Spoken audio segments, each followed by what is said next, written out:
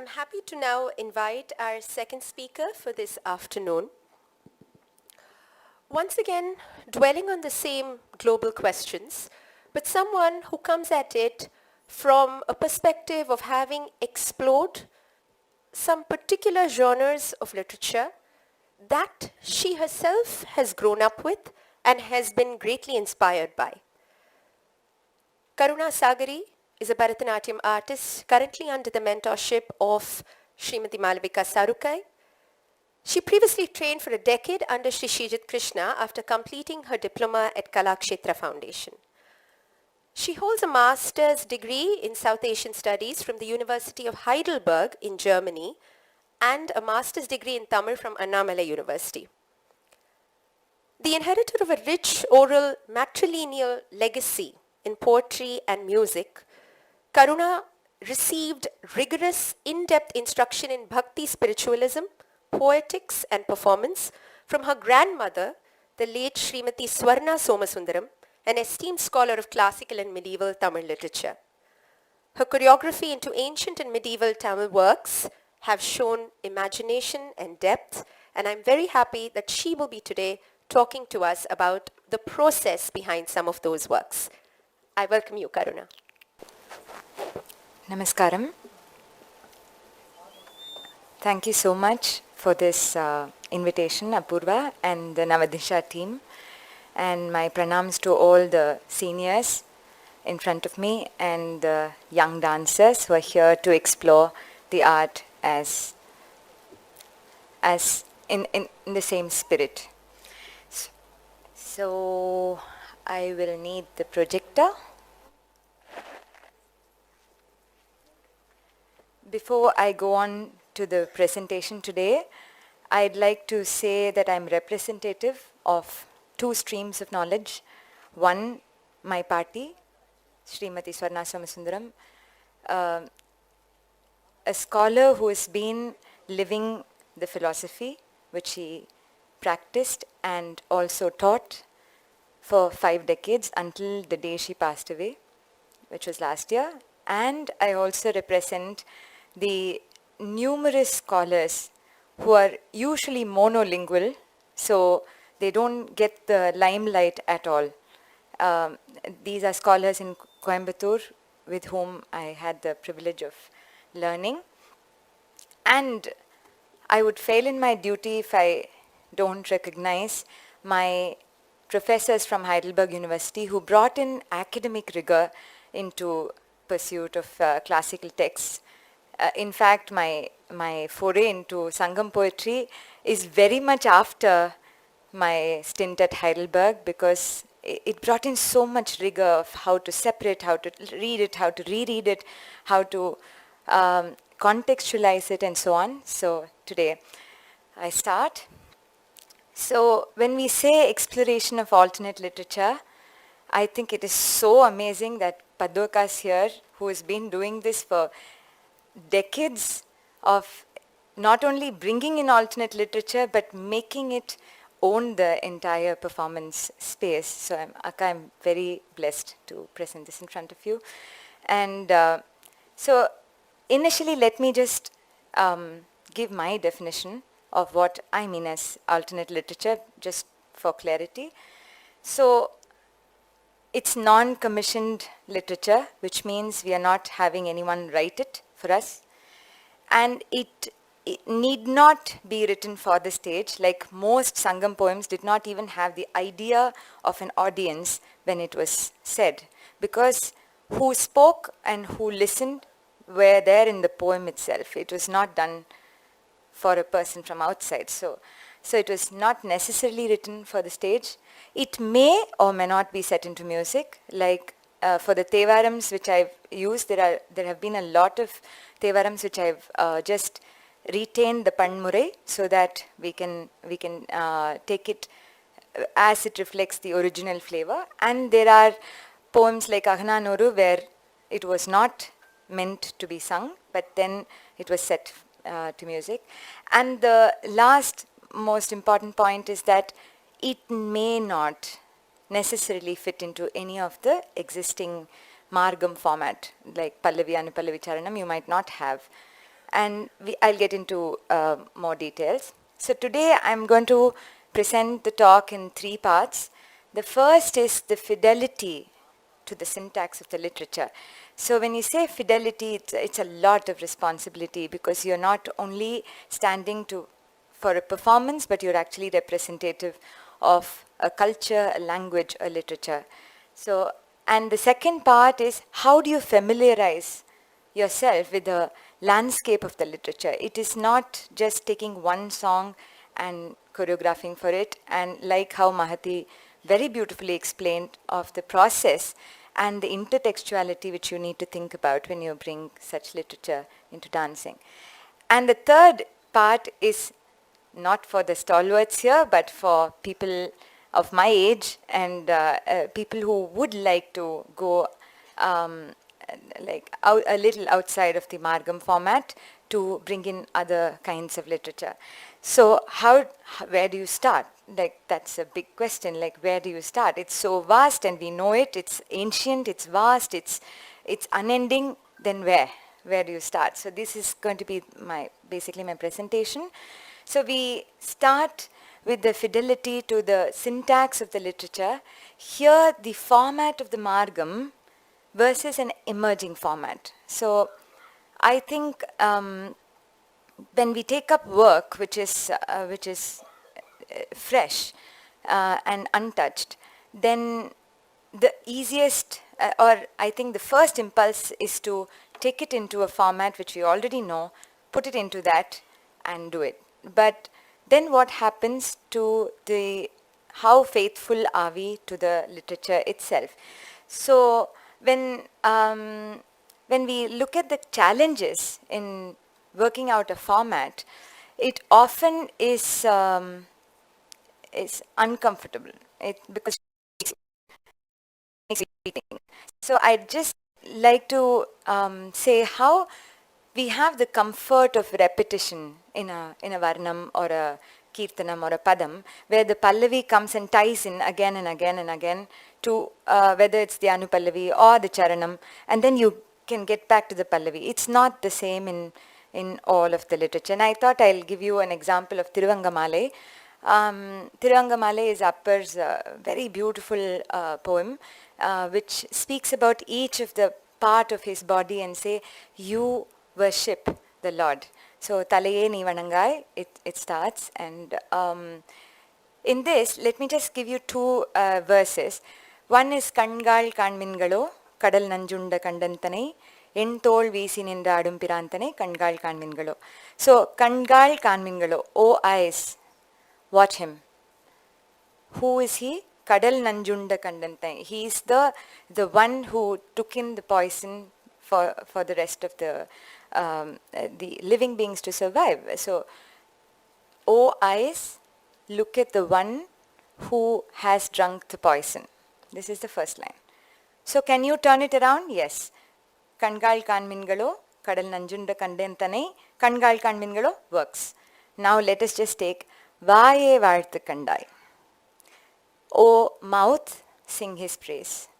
Vaye Varthu Kandai. Madayanai Uri Porthu.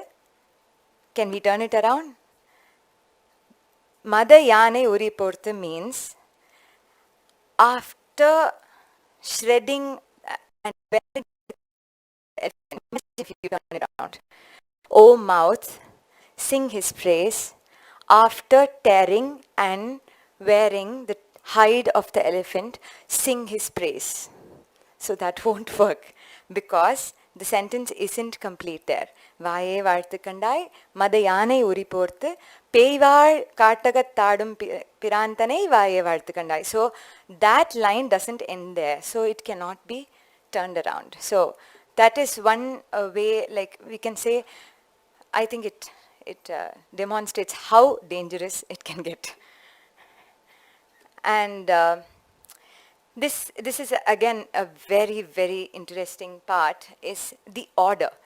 Like when we have a comfort of an order because it's preordained. So when you take it and work it through, there is a natural a flow for the dance performance because it was made for dance. But when you do take literature which is slightly outside of the dancing realm, you have to find that order. It doesn't present itself like right in the face. So I have another example which is like super challenging it has been for me, and it's from the Ahananoru. The Ahananoru is one of the Agam poetry, and they are long poems. And this one, I've just given the Tamil line, Mullai Vainunai Thondra, Illamudu Paingal, Kondrai Mel Piniyavida, Irumbu Thiritannama. It just runs. I've just taken the first 7 lines. And here is the order in which it's translated. So, Mullai flowers with pointed tips have appeared. The tetra tree buds and the buds of Kondrai with green stems have opened their tight petals and blossomed. A huge stag with antlers like twisted iron romps around and plays in the gravel pits. The sorrow of the people in the wide earth has gone away, and clouds with lightning and thunder roar and pour down drops of rain. The forest has grown beautiful. This is the first 8 lines. So if you see this, if I start a performance just right there, it doesn't contextualize anything because I'm just starting with jasmines blossoming and kondrays falling down and deers running around. But the moment you put it this way, I'm sorry, it's not big enough, but anyway, I'll read it. My first line was, the forest has grown beautiful. Kar seydandre kavin perukanam. Karuvivanam kadalurai sidari. The entire sky is rumbling and the waters have poured. But now is the small thing which we need to think about. They are talking about lightning and thunder. Do you think when it is full of lightning and thunder and pouring rain, that jasmines will blossom? Where actually, this is what happened, and the forest has become beautiful after that. And you are talking about this mullai, this kondrai, this iralai man, all of them who come in reaction to all that the rain has done to the forest. So when we had to do it, this was the order. So I started with line 8, then I come to line 7, which says how the rains poured, and go back to line 8 and say that the rains have receded, and then come to the mullai flowers, which sprout. So the forest has grown beautiful, and the kondrai flowers, after the rains, the breeze which hits the flowers makes it just shrivel and fall down. So that is also not during the rain, after the rains. And how the deers run, because the dried up stream has gained water, so it goes to the first fresh puduvellam. It comes to the new waters. So this is not said in the poem as such, but it has to be perceived. And this is where I think syntax plays a huge role. What do you put where, and how do you learn it? How do you read it? And this we call in the olden methods porulkol. Where do you start and how do you make sense out of it? But it was not in my porulkol class I learnt it, but in this classroom of Heidelberg, where I sat with one Italian student, one Russian student, and one German professor who had his thesis on Kabilar, who helped me do this. So you never know where you find your roots. It might be 7,000 kilometers away.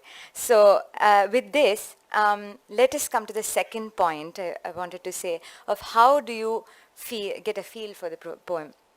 I think who wrote it and at what point of history were they in makes a huge, huge impact on our perception of a poem.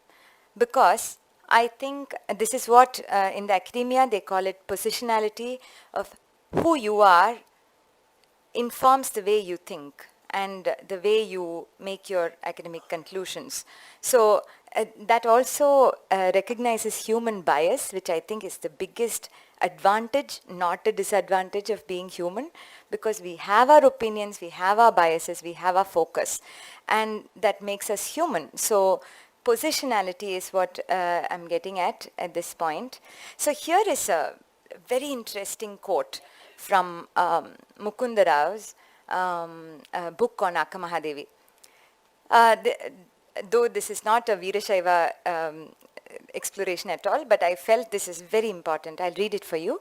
The term Veerashaiva appears nowhere in the Vachanas of Basavanna or Allama Prabhu or in any of the Vachanas of their contemporaries.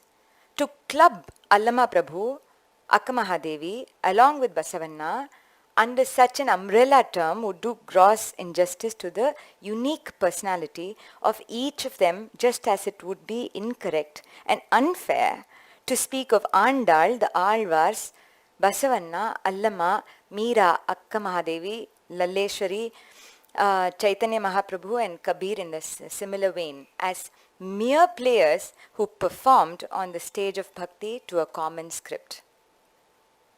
Which means we cannot blanket things. We cannot take the individuality out in our impulse to see it as one monolithic structure. I think that is where this quote has really helped me do it. So now let us go into how do you be specific. Now we know we shouldn't be specific, like we shouldn't be generalizing. So where do you get these pointers to be specific? So now I go into the landscape of the poem, not in the literal sense of landscape as in Chennai, but just let us take objects and their symbolism. We as dancers rely heavily on iconography. We rely so heavily that it is possible to have only iconography and finish off choreography. It's that we are that dependent. But these iconographic details cannot be generalized. For instance, if you take the iconography of Nataraja, we have the Damaru, the Agni, the Man, the Maru, and all of it. But have you noticed the ghanta on his? You'll see it just above his calf on the right leg, which is on the ground. It has a beautiful symbolism. It seems he has taken it upon himself as a sankalpam that he will put all the beings to bliss. And that is why he wears it, like a kangana, like he will do it. So when you think of it in the Tamil context, it's so at home that we think like that. It's just there. But when you see it from another context, this is such a new perspective which can give that the Lord has taken it upon himself as a responsibility to lift everyone up. So that Ghanta Mani is a very, very local usage of this thought. And when we look at symbolism, again, these are all parties' bedtime things which he says. Symbolism of feet bearing marks, the feet bearing marks of the Devas' crowns. It's usually there in a lot of Tiruvachakam. Especially, they'll say how their makutas have left marks on his feet when they bowed. And she said, you know why? They didn't bother to take their crowns out. That's why they are still far. So, when you have this idea that you need to leave the me and the mine in order to go to the feet, which is the meaning of Tiruvadi as such. In Shaiva Siddhanta, when you speak about the feet, it's where you leave me and the mine, you reach the Tiruvadi. And that is why the Devas are still in heavens, trying to get there, but they've not left their crowns. So how beautiful is this as a motive, as something to be developed in dance. And ornaments and everyday actions is another very, very important thing. If you take up Sangam poem, and if we can use the current idea of tying flowers, of waiting at the door, of decorating oneself, it might not always sit very well. because in the Sangam poem, it matters whether the girl is from Neidal or Marudam. Because if the girl is from Neidal, she'll rather wear conch bangles, not gold. And if it is Sangam, even the older this thing, they only wore skirts made of leaves, big leaves, and with the chandanam on their bosom, and with just small leaves sprinkled upon themselves. So if we are going to show silk, we are done. We are gone. So it's very important where this comes from. So, and the other thing also I felt, now that we know that these are all there, now the big question. So what? So what if we need to do this at all? Because it is a poem, it's set to music, and now we are dancing it. Why? Why do we need to know all these things? The question can be answered very simply. In the same poem which I had shown you before from the Ahananodu, this is the Mullai, that's the Kundre. I'm sorry, I've written it wrong. It's not Mullai, it's Kandal.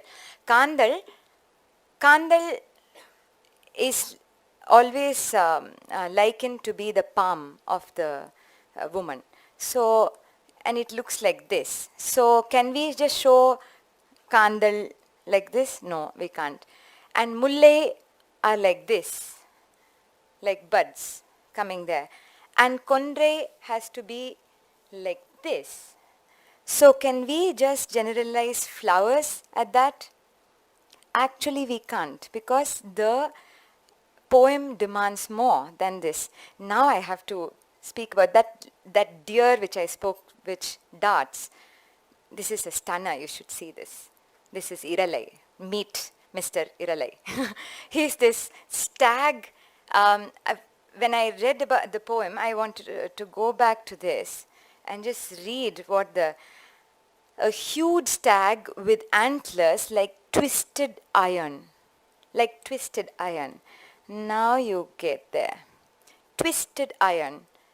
And then I went in search of all the deers with these antlers, and found that most of them were in the Himalayas, and this one is in Karnataka, Tamil Nadu, and a few other places, which means this is the one, and it fits the description perfectly.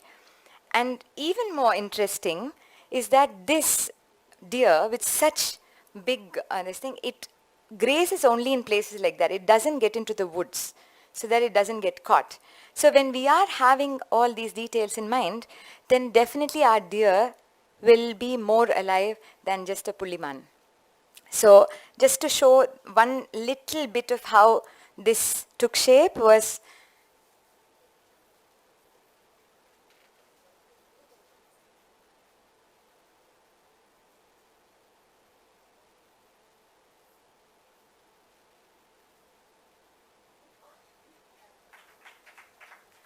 so first of all, it couldn't be the little sweet Pulliman, but it had to be this male, virile, this majestic character. And this man does not allow another competitor in the team. So there's only one stag for an entire herd.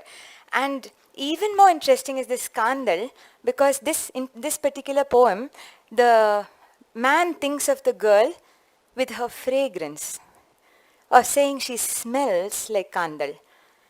And it's even interesting to know that the Kandal loses its fragrance in 3 to 4 months from the time it grows, which is the same time it takes for the man to return back when it's Karkalam. So these things were connected.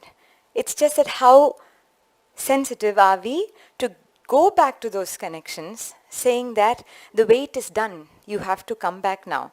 And the Kandal might lose its fragrance if you don't. So this way, I think the poem just gets up and stands.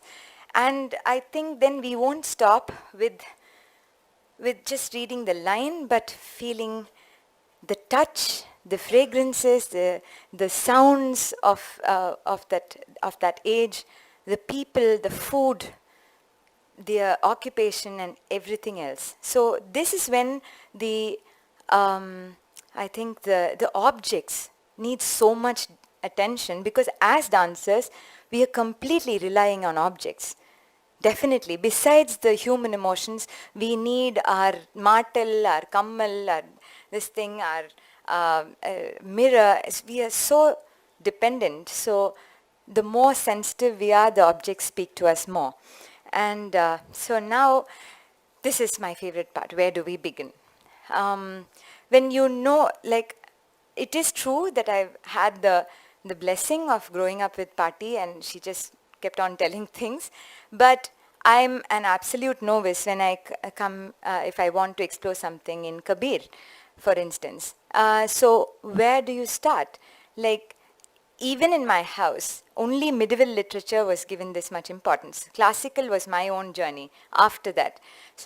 So I think there can never be a time when anybody can feel lucky enough to be born into a family which has everything. I don't think that's possible because we have too much in India and we own it all. So it's so where do we start? It's a very important place. So first of all, 15 years ago, this topic would have been so much more difficult to handle, but today we have the internet, and I should recount this almost shocking anecdote. We started Silapadigaram in Heidelberg University in my last semester, and as I said, the classmates were Russian and Italian, and so this professor brought this small comic on Silapadigaram. That was our first reading.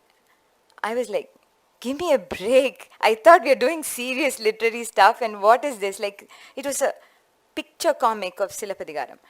And we started there. I was like, how can we read literature like this? But then I was amazed to see the first day we did that. Second day we did short essays of for school children. That was the second day. And the third class, we moved into different takes on Tolkapi, on Chilapadigaram, like Karuna Silapadigaram and Uvesa, and, very different myriad points of contact. And then we were actually reading the text after the 5th, 6th class. We were actually reading the text line by line with these Russians and Italians reading chaste Tamil. So when did this happen? Like, how did we move from that very gross approach to Silapadigaram to this very fine approach?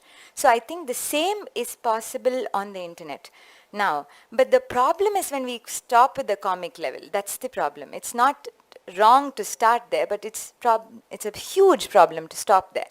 And so I think instead of Google search is super helpful, but besides Google search, if you can get into Google Scholar, see, I typed Tevaram in both, in Google Scholar, Google, and Google Books. Google Scholar gives you citations of published work, which means they are all authentic.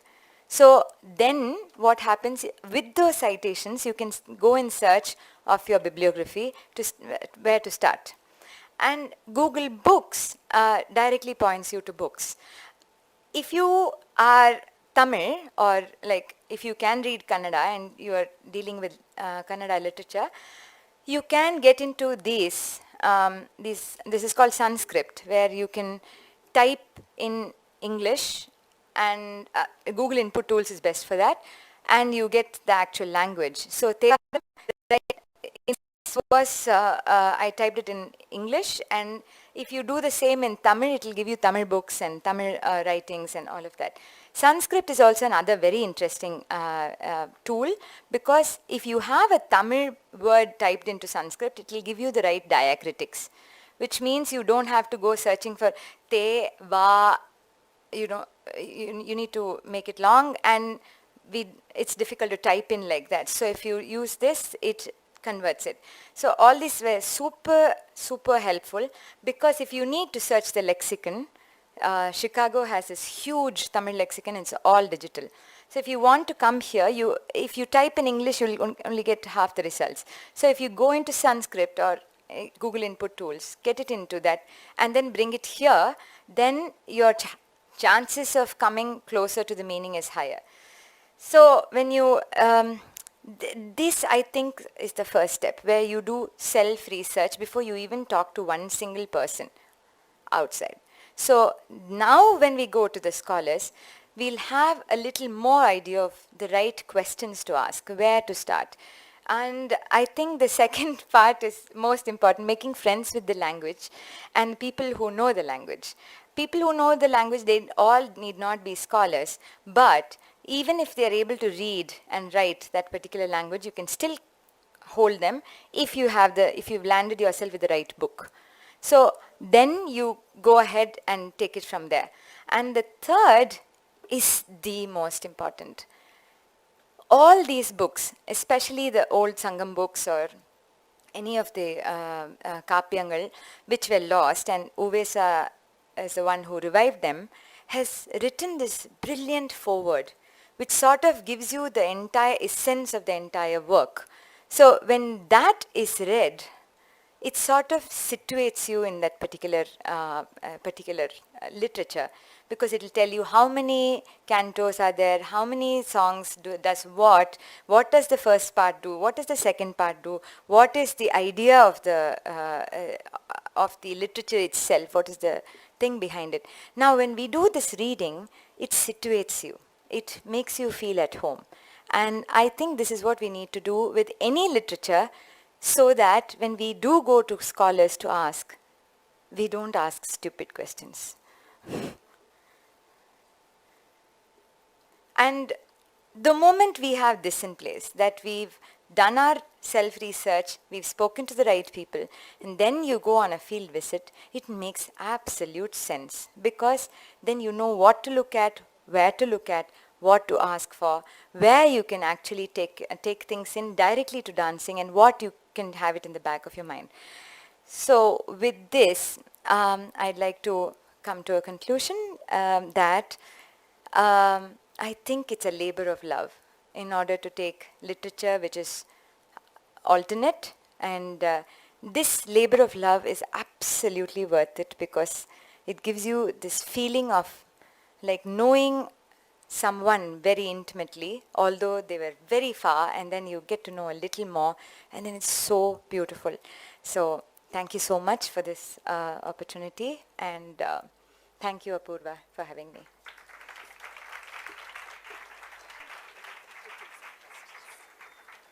Thank you so much, Karuna. We can now take questions for Karuna Sagari.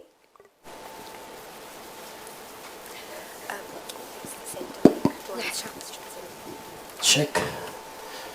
So most of what you've covered comes under three categories. One is lack of information. The other is paying attention to details in that information, like what a Mullai looks like or a Sarakundre looks like.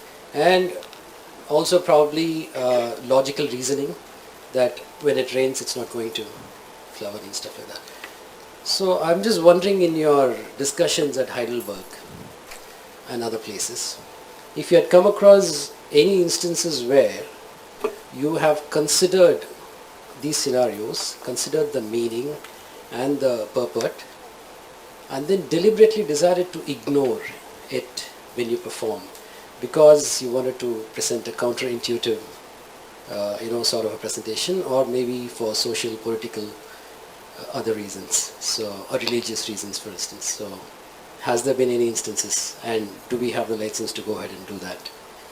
Can you give us some examples? Thank you.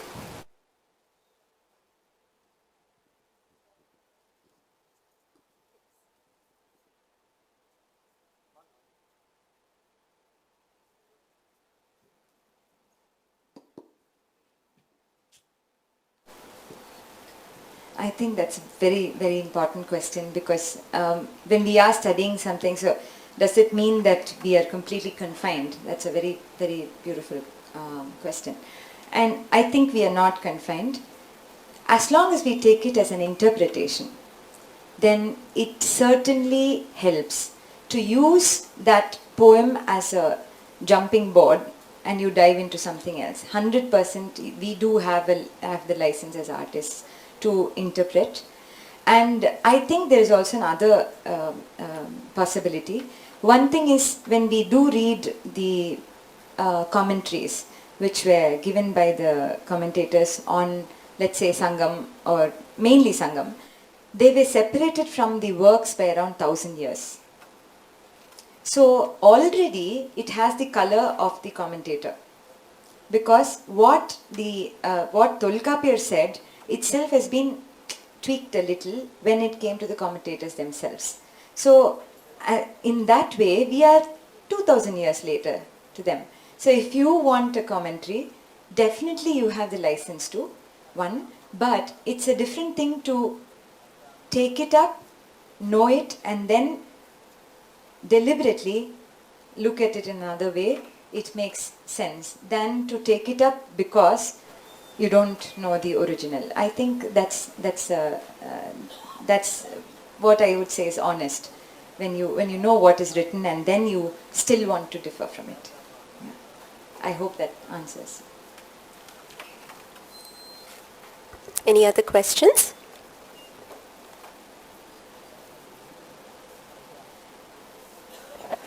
Okay, if we have no further questions, please join me in once again thanking Karuna Sagari for a lovely session. Thank you so much, Karuna. Thank you.